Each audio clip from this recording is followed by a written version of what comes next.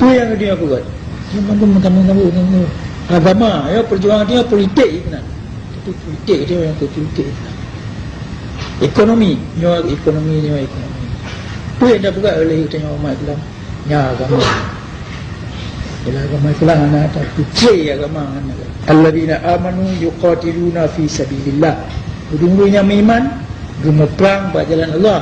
Orang yang beriman gemeperang pada jalan Allah, pedang hukum Allah. Mari kita tengok. Walladzina kafaru, dahulu yang kafir, yuqatiluna fi sabilit taghut, gemeperang pada jalan pemerintah yang zalim. Faqatilu awliya asyaitan, haji hantar perang rakan-rakan jinnya.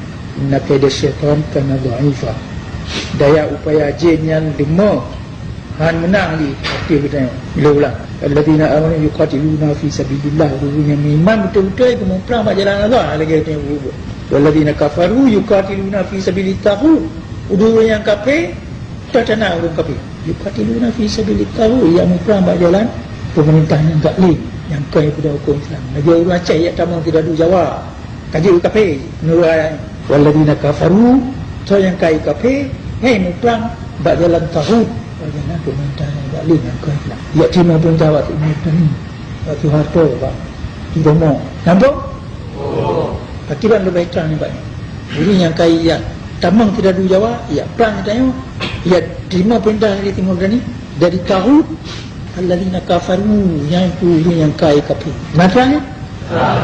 Surah Ali Imran ayat 76.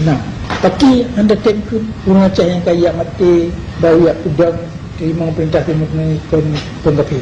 Tapi yang Aceh mata yang berdoa ke si badai di tolong yang kira timak tidak begitu.